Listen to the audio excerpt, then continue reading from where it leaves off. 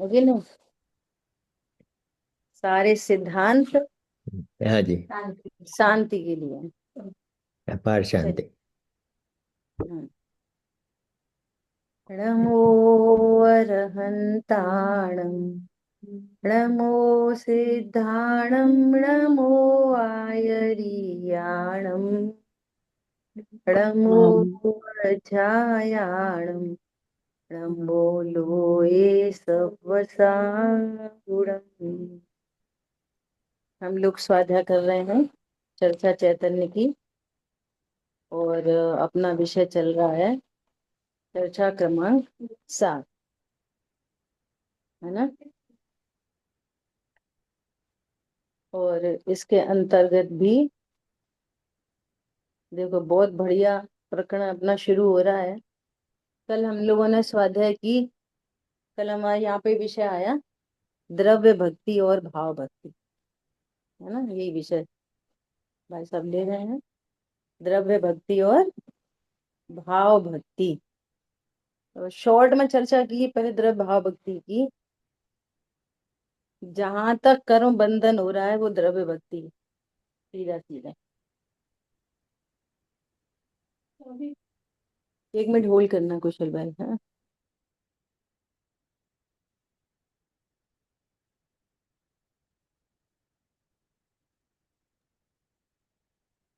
और जहाँ अतीन्द्रिय आनंद प्रकट हुआ, जहाँ कर्मों की निर्जरा हुई, वो है भाव भक्ति। ठीक है।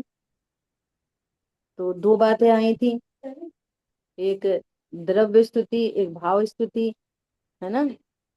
तो भाव स्तुति अर्थात द्रव्य इंद्री, भाव इंद्री, इंद्री के विषयभूत पदार्थों से भिन्न मैं ज्ञान स्वरूपी परमात्मा हूँ, है ना। इस निर्णय अनुभव से भाव भक्ति होती है। ठीक है। अभी देखो, अब अपना विषय क्या आ रहा है, मुमुक्षु की पात्रता। कल ये विषय शुरू हो गया था, है ना। तो फिर मंदिर से छुट्टी ले लेगा, है ना। तो मंदिर से छुट्टी तो इसलिए नहीं ले सकता, अभी कल की भाषा में बात करें, कि अभी राग विद्यमान है। मंदिर जाना और मंदिर नहीं जाना ये दोनों राग का काम है, मेरा नहीं। ख्याल में आ रही है बात। क्योंकि वहां गए बिना तो काम होता ही नहीं है। मंदिर क्यों नहीं जाएगा, अभी मंदिर जाना क्यों नहीं छोड़ देगा, कि मंदिर जाए बिना तो ये काम होता नहीं है। मंदिर जाए बिना काम हो सकता है कि नहीं हो सकता, बोलो। कथनचित हो सकता है, कथनचित नहीं हो सकता। मनुष्य गति सापेक्ष नहीं हो सकता, त्रिंज गति कितने मंदिर जाते हैं। नरक गति के जीव कितने मंदिर जाते हैं। समझ में आ रही है बात। तो चूंकि ये उपदेश मंदिर में मिलता है, इसलिए उपचार से कहते हैं कि मंदिर जाए बिना नहीं होता। तो जितने मंदिर जाते हैं उनको उनको पात्रता बन जाती है कि नहीं। मंदिर में भी जाकर जो तत्व ज्ञान करते हैं उनको। ख्याल में आ रही है बात। ऐसा, क्योंकि इसलिए नहीं ले सकता। जब मंदिर मिला है और सम्यक दर्शन का साधन मिला है, तो फिर जो सम्यक दर्शन और उस शुद्धात्मा को प्राप्त करना चाहे, वो मंदिर से यदि छुट्टी ले ले, तो वो तो नरकगामी है। क्योंकि उसे साक्षात साधन मिला है और वो उससे दूर रहना चाहता है। इसका मतलब वो संसार में रहना चाहता। ख्याल में आ रही है, पंडित साहब ने लिखा है, मंदिर यदि दूर लगे तो नरक पास समझना। तो मंदिर की उपयोगिता कितनी, मंदिर की उपयोगिता कितनी, कि प्राथमिक जीव को पूरी पूरी, है ना। ये उपयोगिता मंदिर की, नंबर 1। नंबर 2, मंदिर की भी उपयोगिता तब जब मंदिर में जाके तत्व ज्ञान सीखे तब। बराबर। दूसरी बात, ख्याल में आ रही है बात? और वहां पर तत्व ज्ञान किया तो मंदिर पे उपचार आया, और तत्व ज्ञान नहीं करे तो मंदिर क्या करेगा, भगवान क्या करेंगे? भगवान तो परमा करता है। तो भगवान की मुद्रा को देखकर मोक्ष तत्व का भाव आसन होता है, भगवान की मुद्रा को देखकर जीव तत्व का भाव आसन होता है। ख्याल में आ रही है बात? कि ये जो वेदी पे विराजमान है ये कौन है? तो कहेंगे ये साक्षात परमात्मा है। तो ये कैसे हैं? तो बाहर से परिचय देना मजबूरी है कि नासाग्र दृष्टि। भगवान की नासाग्र दृष्टि होती है कि बहिर्मुखी दृष्टि होती है? बोलो, कौन सी दृष्टि होती है भगवान की? भगवान हाथ पे हाथ धरे हैं। बहिर्मुखी। देखो, बहिर्मुखी, बहिर्मुखी तो भगवान की हो ही नहीं सकती। पहली बात तो सही आंसर तो ये था कि अंतर्मुखी। भगवान थोड़ी बहिर्मुखी होते हैं। ख्याल में आ रही बात? अंतर्मुखी। दूसरी बात, यहाँ तो नासाक दृष्टि की बात चल रही थी। तो भगवान की नासिका और नेत्र भगवान के होते कि नहीं होते? भगवान के नेत्र और नासा भगवान की होती कि नहीं होती? समझ में आ रही है बात? ये वाली बात सीखते हैं वहां मंदिर में जा। अब कितनी मजबूरी है कि सारी रचनाएं भजन सब व्यवहार की भाषा में लिखे रहते हैं। निरखो अंग अंग जिनवर के, जिनसे झलके शांति अपार। हस्त युगल जिनवर कहें। तो भगवान के हस्त युगल होते कि नहीं होते? पद्मासन विराजे, चरण कमल युग जिनवर कहें, घूमा सब संसार। ख्याल में आ रही है बात? कैसे व्यवहार के कथन होते हैं और कैसा परमार्थ होता है? बोलो। जमीन और आसमान का अंतर होता है। जो परमार्थ को समझकर उनको व्यवहार से समझ ले तो उसका काम बनता है, और एकांत रूप से उसको देखे तो मिथ्यात्व होता है। ख्याल में आ रही है बातें? हम यदि भगवान को ऐसा समझें, हाथ पैर आंख कान बाला, तो क्या होगा? ये मिथ्यात्व का महापाप। इसलिए मंदिर जाना जरूरी है। मंदिर जाना क्यों जरूरी है? भगवंतों का स्वरूप समझे और हम्म। भगवान के जैसा अपना स्वरूप समझे, इसलिए मंदिर जाना जरूरी। ठीक है? हम्म। इसका मतलब वो संसार में रहना चाहता है तो रह ले अभी आराम से, क्योंकि फिर वहां से आना तो होता नहीं है वापस। इसलिए कई लोग ऐसे होते हैं कि जल्दी क्यों करें, वापस तो आते नहीं वहां से, इसलिए पहले यहाँ का भोग ले। रह लो भैया अच्छे से, नहीं तो फुर्सत से जाना उधर। अगर हम्म। मोक्ष चलेगे तो वापस आओगे नहीं। हम्म। अरे सम्यक दर्शन की ये कसम है कि सम्यक दर्शन यदि एक बार होता है तो वो उसको मोक्ष में पहुंचा के ही छोड़ता है। हाँ जी। टाइम कितना भी लग जाए, हम्म। लेकिन मोक्ष में पहुंचा ही देगा। निश्चित है ये तो। हाँ निश्चित।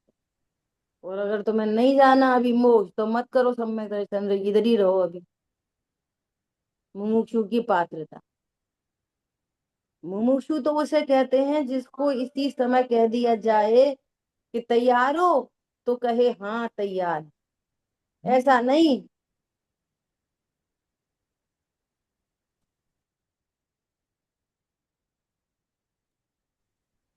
ऐसा नहीं। क्या? हाँ, कि घर होकर आता हूँ। ऐसा नहीं कि घर होके आता हूँ। ख्याल में आ रही है बात?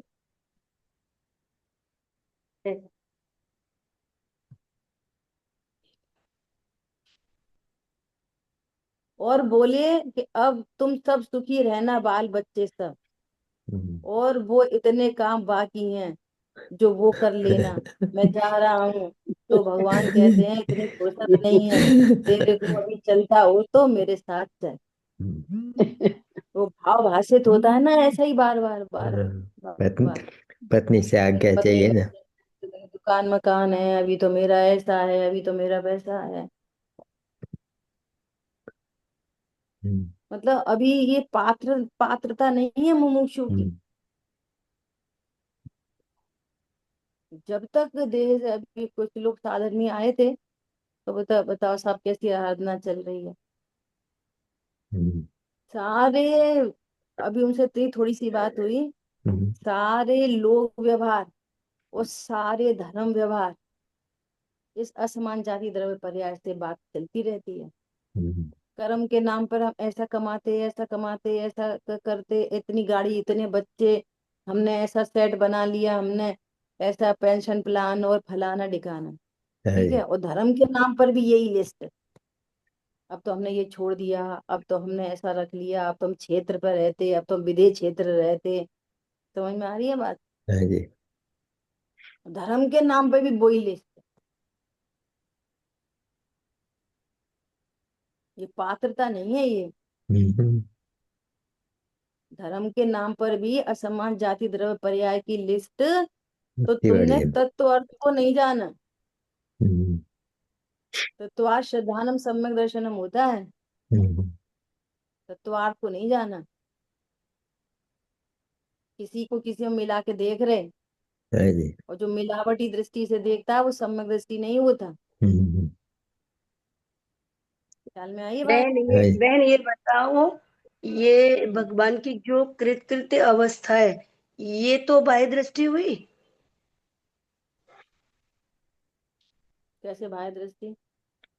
बाह्य दृष्टि किसको कहते हैं? हाँ, जो हाथ पे हाथ रखे हैं भगवान जी का, तो वो शरीर देह की ही क्रिया तो है।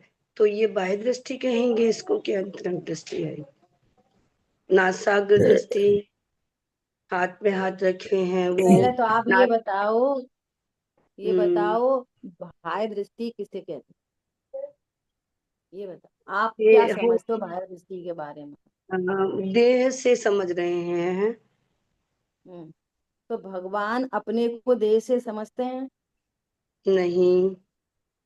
तो भगवान को देह दृष्टि हो सकती है, बाह्य दृष्टि हो सकती है। अच्छा, ऐसे कहेंगे। भगवान हम्म। को बाह्य दृष्टि हो सकती है। नहीं हो सकती। हाँ, मतलब देह भग, पे, ये हाथ पे हाथ रखे भी उनकी अंतरंग दृष्टि है। सुनो, हम्म। हाथ पे हाथ जो रखे हैं ना, वो जीव का काम नहीं है, वो पुद्गल का काम है।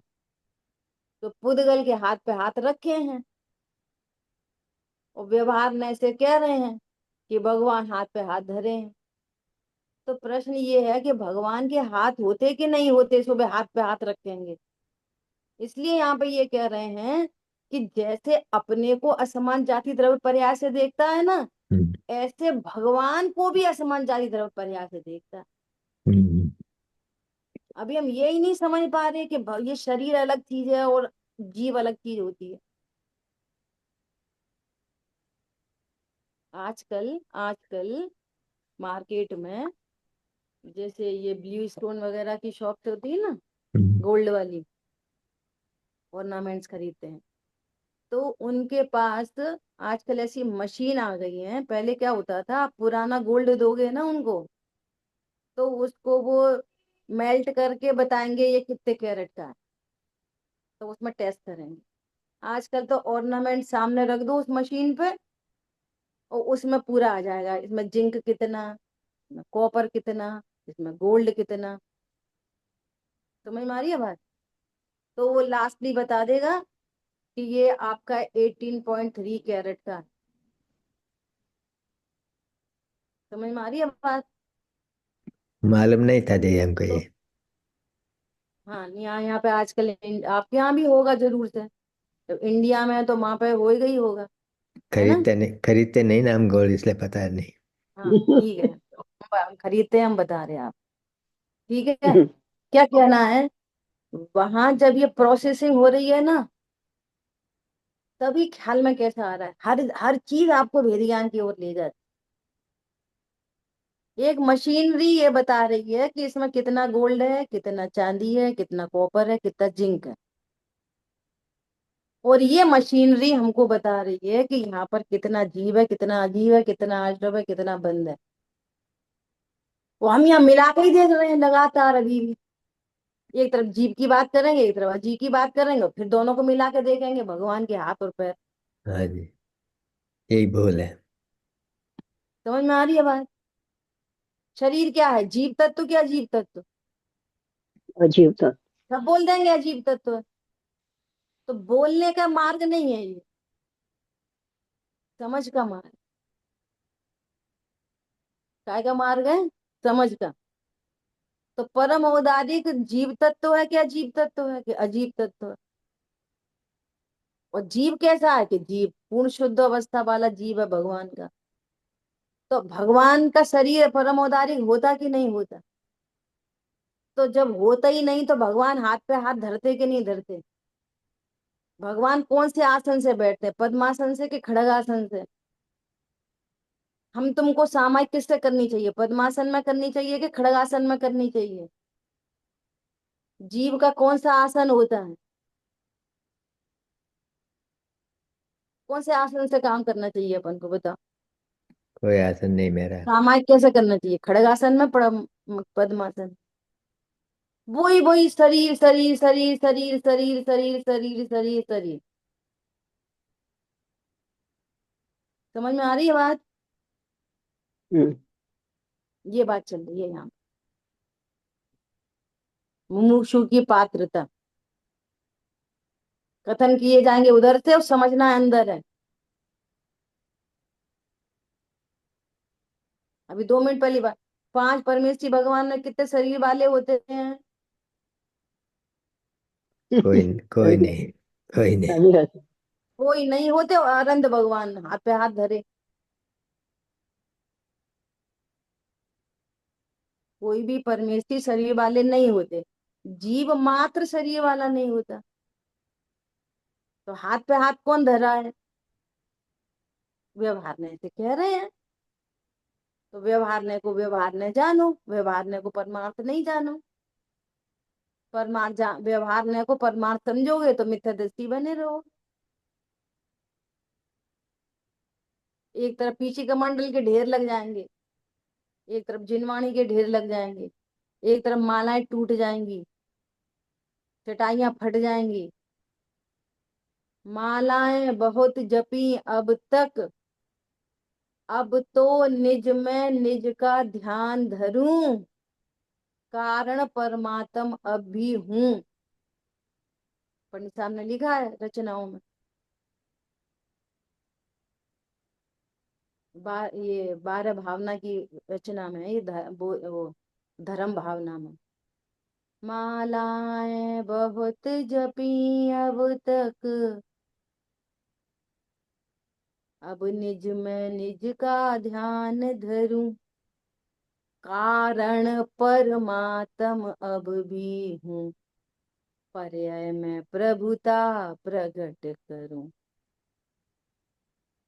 अभी भी शरीर ऐसा हो रहा, वैसा हो रहा, कम हो रहा, ज्यादा हो रहा, एक इंद्री, 6 इंद्री, वॉट एवर, कारण परमात्मा अभी भी हूँ।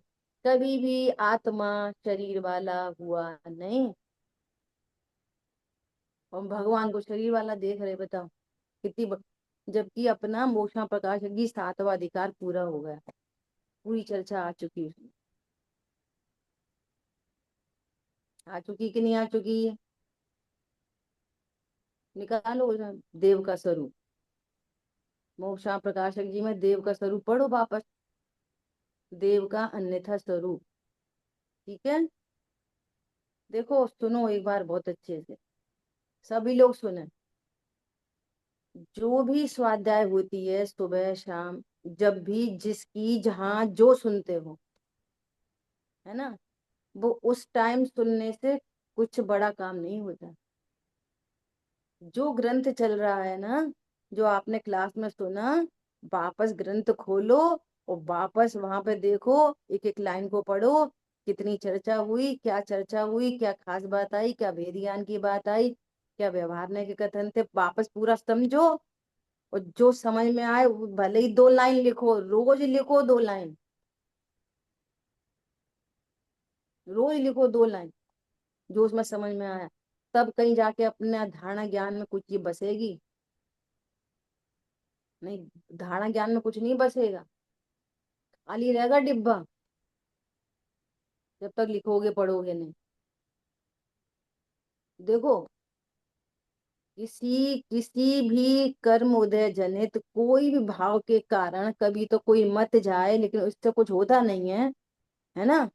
कोई यदि कदाचित त्रियंच में चला जाए और धारणा ज्ञान परफेक्ट हो, तो त्रियंच में जाके सम्यक दर्शन ले लेगा। ये धारणा ही परफेक्शन नहीं है, धारणा में ही अभी धारणा का डिब्बा ही खाली है, तो रिकॉलिंग काय की होगी। नरक में जाके जीव सम्यक दर्शन कैसे ले लेता है? इसी बल पर ले लेता है, और असंख्य सम्यक दृष्टि हो जाते हैं। इसलिए धारणा ज्ञान परफेक्ट होना चाहिए। समझ में आ रही है? जिस जीव को जब भी सम्यक दर्शन होता है, उसी समय टाइम हाल की हाल जिनवाणी पढ़ के सम्यक दर्शन नहीं होता, पूर्व में जो उसने तत्व निर्णय किया है उसकी रिकॉलिंग होती है सभी जीवों को। समझ आ रही है बात? और प्रथमान योग में जिस जिसको तत्काल दिखाया जाता है ना, तत्काल हो गया, उपदेश सुना तत्काल हो गया, ऐसा दिखाया जाता है ना, ये पूर्व के स्वाध्यायी होते हैं ये। क्या बोला? समझना अच्छे से बात। तो क्या बोल रहे हैं?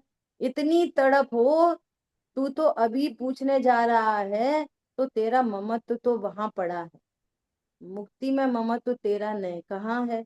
साक्षात व्यवसाय में ऐसा कोई ग्राहक आ जाए कि जिसमें 1 लाख रुपए का फायदा हो रहा हो, तो वो ऑफिस में या दुकान में बैठा हो और ये कहता है कि ठहर जाओ, मैं मेरी पत्नी से पूछ के आता हूँ।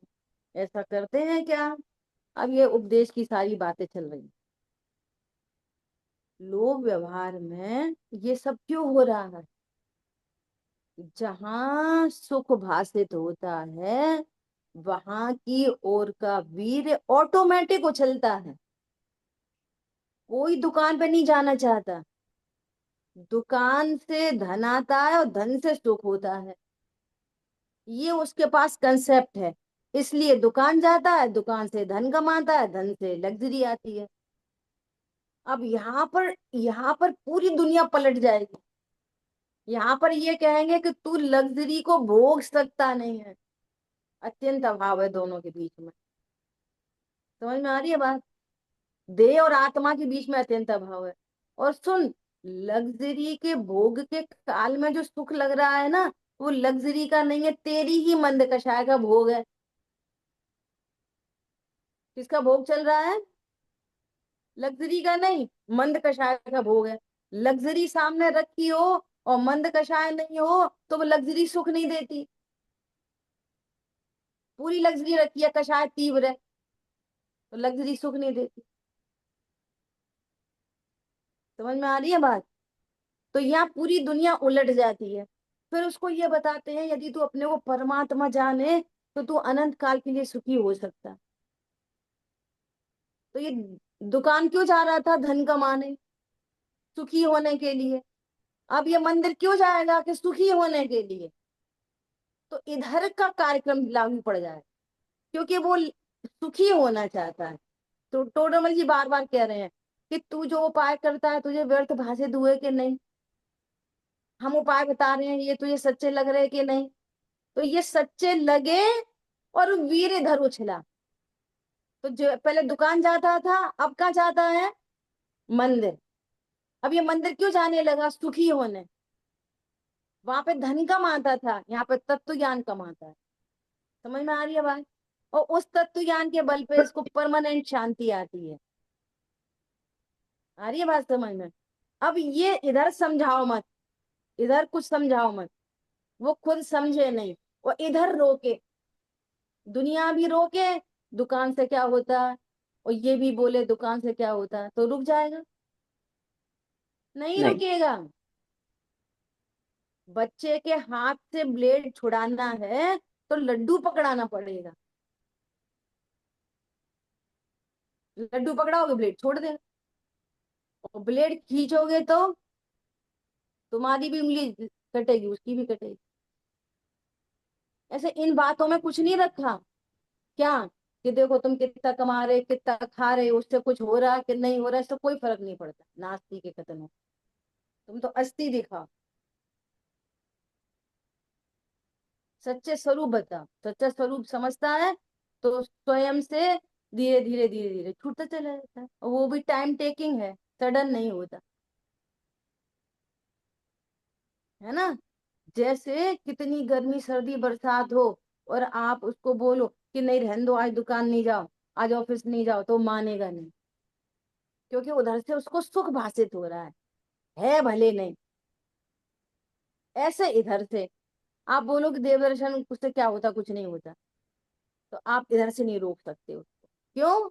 उसको भाषित हो गया इधर, ये सुख का उपाय इधर है, भगवान बताएंगे सुख का उपाय,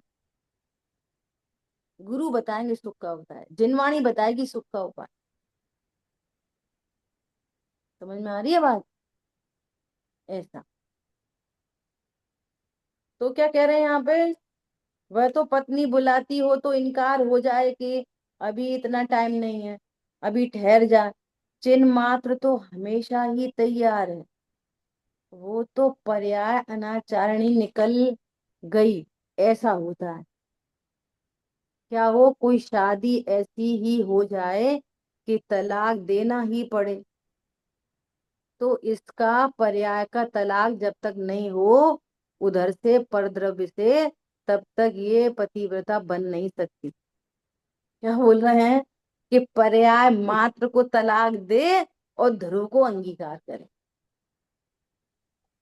ये ऐसी वाली शादी है कि पहले तू उसको तलाक दे के आ तब शादी करेंगे, ऐसी वाली शादी है। ये बिना तलाक के शादी नहीं होती। तो कह रहे हैं पर्याय मात्र को तलाक दे के आ, और ध्रुव तो सदा मौजूद है। हमारी बात ख्याल में। और उल्टा करो, ध्रुव की महिमा बताओगे तो पर्याय को तलाक देगा,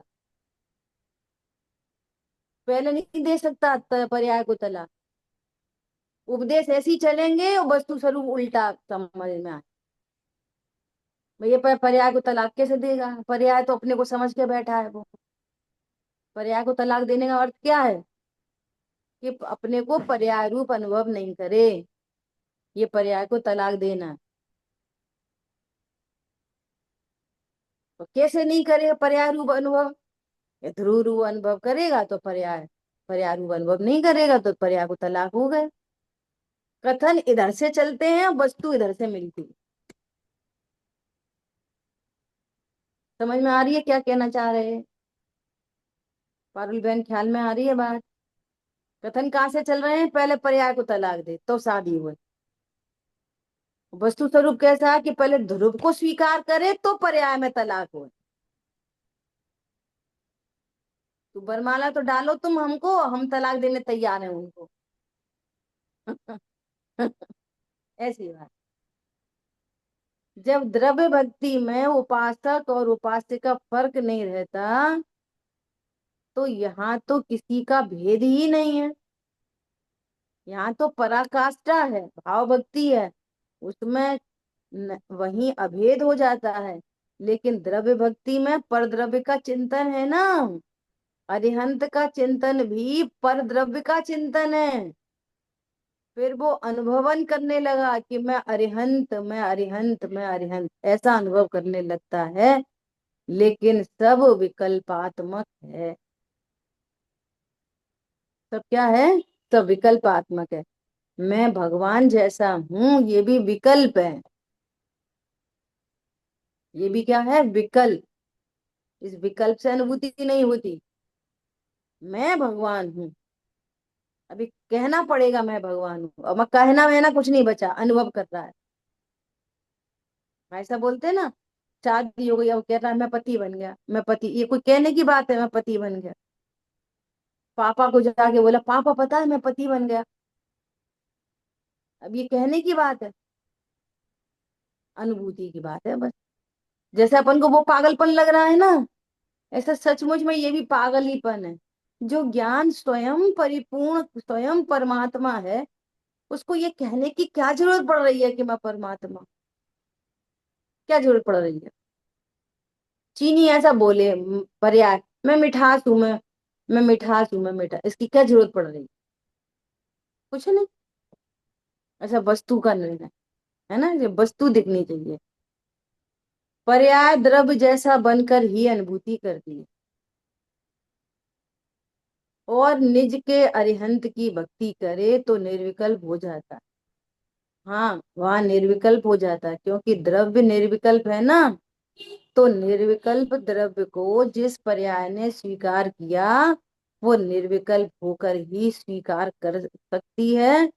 वो अकर्ता है, तो वो पर्याय भी अकर्ता बनकर ही उसको स्वीकार कर सकती है।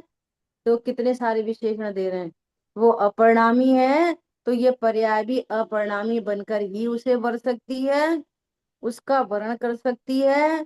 पर्याय को वैसा ही बनना पड़े, ठीक वैसा, ठीक वैसा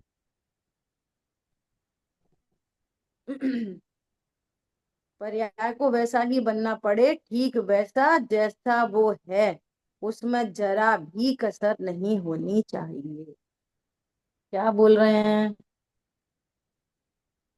पर्याय अपने को कैसा स्वीकार करे? जैसा द्रव्य। पर्याय अपने को कैसे स्वीकार करे? ध्रुव स्वीकार करें। जैसा द्रव्य है वैसा स्वीकार करे। द्रव्य कैसा है?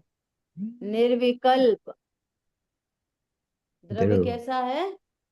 निर् निर्विकल्प। द्रव्य निर्विकल्प है। तो ध्रुव है। वो ज्ञान अपने को कैसे अनुभव करता है? निर्विकल्प, जिसमें कोई विकल्प नहीं। सुनो, विकल्प का ज्ञाता तो है, हम्म, परंतु ज्ञान में कोई विकल्प नहीं। हम्म, समझ में आ रही है बात? हाँ जी। ऐसे ही वो ज्ञान पर्याय कैसा निर्णय करती है? अपरिणामी। स्वयं है परिणाम, वो पर्याय स्वयं तो है परिणाम, और अनुभव कैसा करती है? अपरिणाम। हम्म, समझ में आ रही है बात? हम्म, है ना? वो पर्याय में अपने को कैसा अनुभव करती है? अकर्ता अनुभव करती है। हम्म, अब विचार करो, हम कैसे ये निर्णय करें कि हमको निर्णय सही जा रहा है? बोलो। अपने को अकर्ता अकर्ता भाषित हो रहा है, नहीं हो मैं रहा। अकर्ता हूँ, ऐसा करना वैसा करना, विकल्प तो करना, सही तो करना, टेढ़े तो करना, मेढ़े तो करना। तो ये अकर्ता कहाँ रह गया? हम्म, हमने ऐसा करा, हमने ऐसा करा, हमने ऐसा करा, फिर उनने वैसा करा, उन अकर्ता काम कहाँ बचा पे? हम्म, समझ में आ रही है बात? हाँ जी।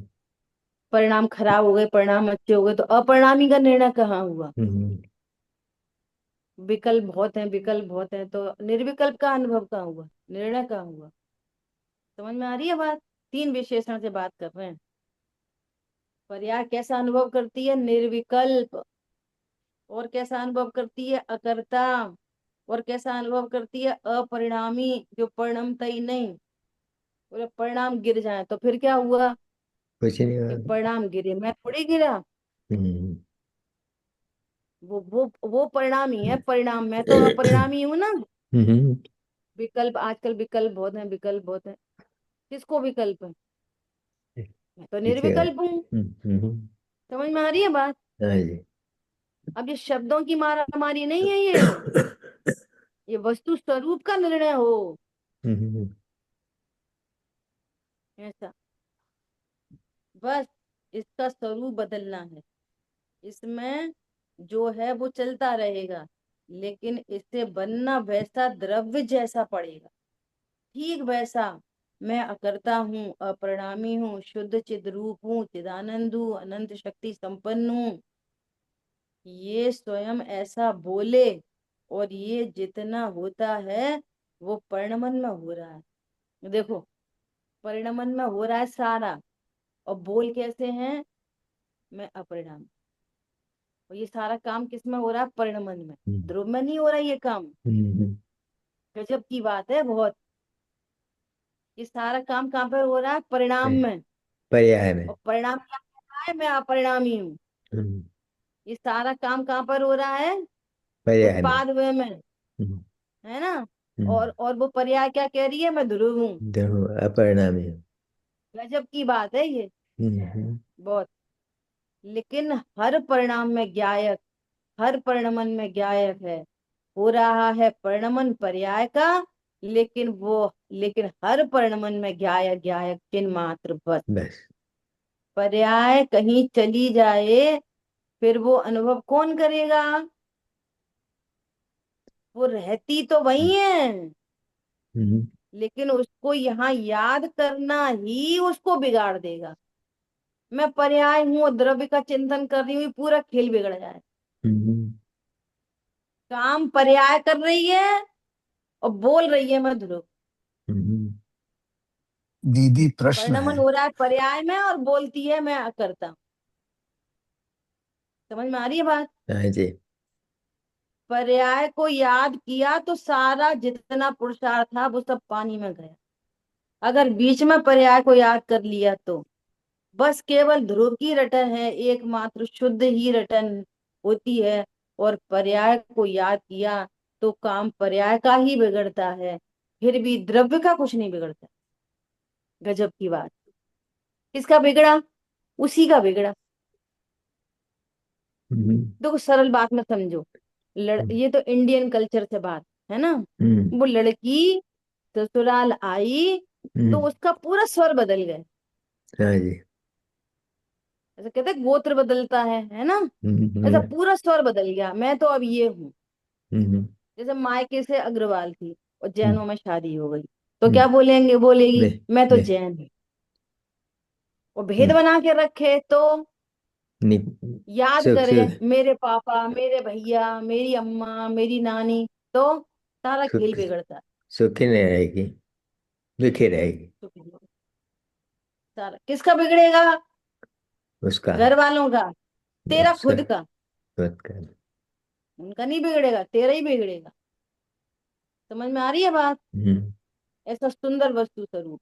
दीदी मुझे एक प्रश्न है। परिणाम शब्द के संबंध में प्रवचन हम्म। सार में वो नहीं कहते हैं कि ध्रुवत्व भी परिणाम है।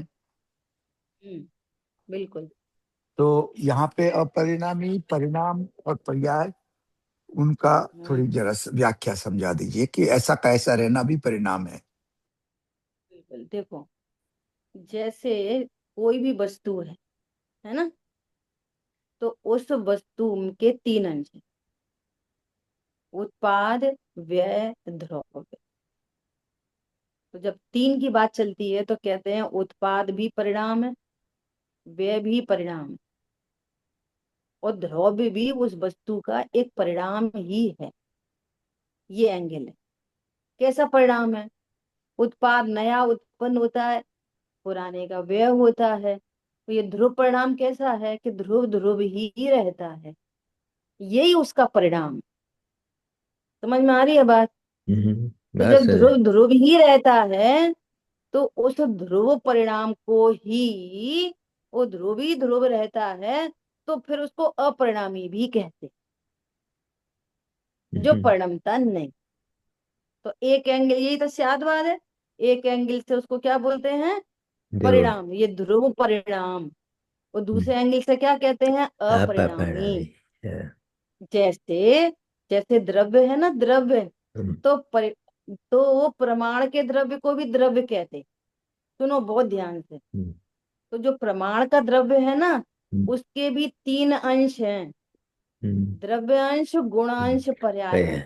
हम्म, ठीक है, या हम्म, उत्पाद व द्रव्य अंश बोल दो।